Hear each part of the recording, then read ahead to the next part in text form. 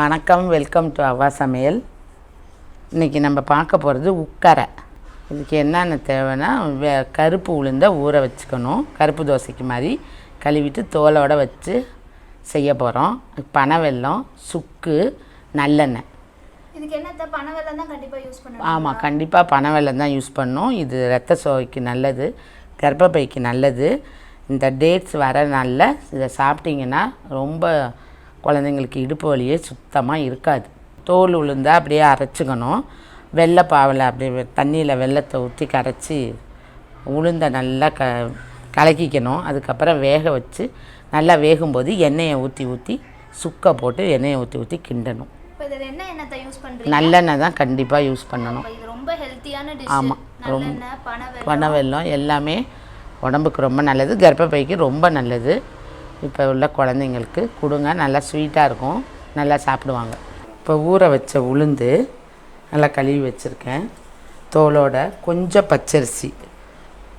பச்சரிசினா ஒரு பிடிச்ச அப்படி அளவு போட்டுக்கோங்க. இது 100 உளுந்து, கொஞ்சம் பச்சரிசி, 150 பனை வெல்லம் கரைச்சி வச்சுருக்கேன். பனை வெல்லம், கொஞ்சம் சுக்கு, ஒரு 150 நல்லெண்ணெய். கண்டிப்பாக தோல் உளுந்து செஞ்சால் தான் தோலில் உள்ள சத்து இதாகும். வெள்ளை உளுந்துலேயும் செய்யலாம், ஆனால் பார்க்க அது நல்லாயிருக்கும். இதுதான் ரொம்ப நல்லது. இதை நல்லா நம்ம அரைச்சிக்கணும். தனியாக அரைச்சிக்கணும். கிரைண்டரில் அரைச்சிக்கிட்டால் ரொம்ப நல்லது, நல்லா பொங்கி வரும். இது ஒரு 2 மணி நேரமாவது ஊறணும். உளுந்தும் அந்த கொஞ்சோண்டு பச்சரிசியும் போட்டு இப்போ இதை அரைச்சி வச்சுருக்கோம். அடுத்து பனை வெல்லத்தை நான் தண்ணியில் கரைச்சி வச்சுருக்கேன். அதை நல்லா வடிகட்டி இந்த பனை வெல்ல தண்ணியிலையே உளுந்தை வேக விட போகிறோம். இந்த உளுந்தை இந்த தண்ணியில் கரைச்சிக்கிறோம். பனை வெல்ல தண்ணியில் உளுந்தை நம்ம கரைச்சிக்கிறோம். ஆமாம், அடுப்பில் வைக்கிறோம். நல்லா கலக்கிக்கோங்க. பனை வெல்லம் தண்ணியில் நல்லா கலக்கிக்கோங்க.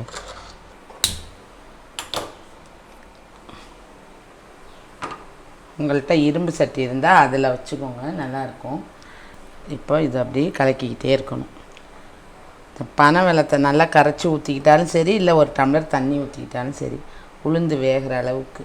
தண்ணி ரொம்ப போனாலும் ஒன்றும் பண்ணாது, இருந்தாலும் ஒரு அளவாக ஊற்றிக்கோங்க. இது மாதிரி கரைச்சிக்கணும். பார்த்தா தெரியுதில்ல, இது மாதிரி கரைச்சிக்கணும். தண்ணி முன்ன பின்ன இருந்தாலும் பரவாயில்ல, அதுக்குன்னு ரொம்பவும் ஊற்றிடக்கூடாது. ஒரு 3 டம்ளர் தண்ணி வெள்ளைப்பாகோட சேர்த்து இதில் ஒரு ஸ்பூன் சுக்கு போட்டு சேர்த்துக்கணும்.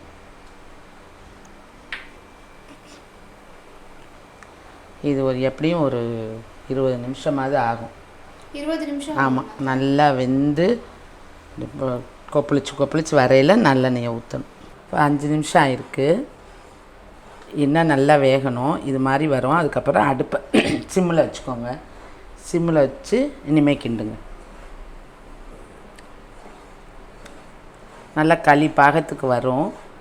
அப்போ நம்ம எண்ணெய் ஊற்றணும். இது மாதிரி வந்தோடனே அடுப்பை குறைச்சிக்கோங்க. இரும்பு சட்டியில் செஞ்சால் இன்னும் ரொம்ப நல்லது, அதில் செஞ்சுக்கோங்க. இது மாதிரி வந்துருச்சுன்னா வெந்துருச்சுன்னு அர்த்தம். அதுக்கப்புறம்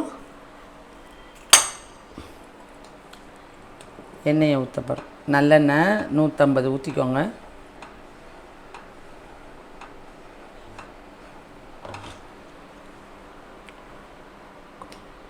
கொஞ்சம் கொஞ்சமாக ஊற்றியும் கிண்டிக்கலாம்.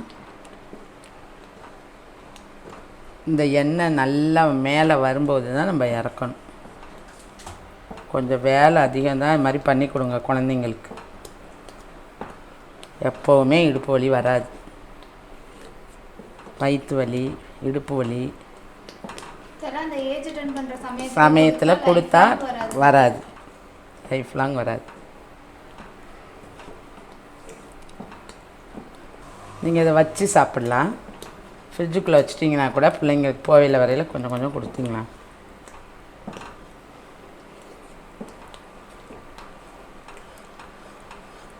4 நாளைக்கு வெளியவே வச்சுக்கலாம். அதுக்கப்புறம் இருந்தால் உள்ளே வச்சுக்கலாம். இப்போ எண்ணெய் பூரா மேலே வருது பார்த்தீங்க, தெரியுதா? மேலே வருது எண்ணெய் நல்லா தெரியுது. சூப்பராக பிரிஞ்சு வருது. இந்த எண்ணெய் நல்லா கக்கி வந்தோடனே இறக்க வேண்டியதான். எல்லா அளவும் கரெக்டாக. ஸ்வீட்டு வேணும், நம்ம 150 வெல்லம் நான் போட்டிருக்கேன். குழந்தைங்க அவங்க வீட்டில் ஸ்வீட் விரும்புவாங்கன்னா ஒரு 200 போட்டுக்கோங்க. ஏன்னா தோல் விழுந்துருக்கிறதுனால லேசாக கசப்பு இருக்கும். அதனால குழந்தைங்க கசக்குதுன்னு சொன்னாங்கன்னா 1/4 கிலோ வெல்லமாக போட்டுக்கோங்க. நமக்கு இந்த இனிப்பு போதும்.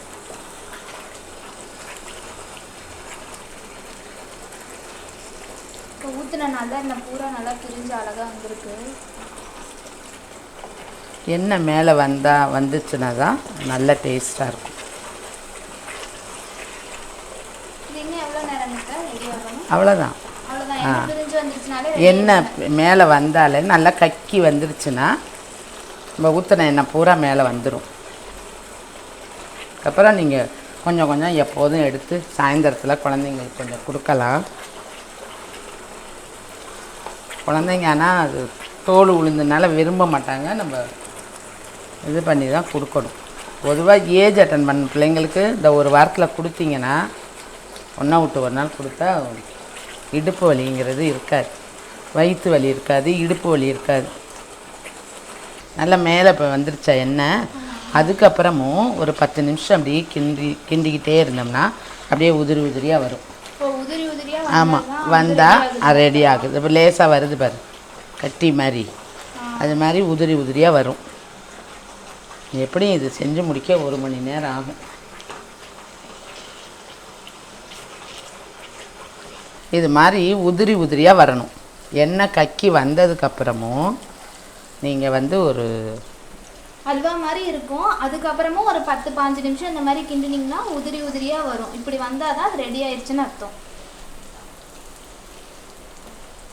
கொஞ்சம் டைம் எடுக்கும், ஆனால் ரொம்ப ஹெல்த்தியான ரெசிபி. கண்டிப்பாக எல்லோரும் ட்ரை பண்ணி பாருங்கள். இப்போ நம்ம அடுப்பை ஆஃப் பண்ணிட்டோம். உக்கரை ரெடி. இதை நீங்கள் ஒரு மாதத்துக்கு கூட வச்சு சாப்பிட்லாம், ஒன்றும் ஆகாது, நல்லாயிருக்கும். சாப்பிடலாம். வெளியவே நீங்கள் ஒரு வாரம் வச்சுருந்தாலும் ஒன்றும் ஆகாது, நல்லா டேஸ்ட்டாகவும் இருக்கும்.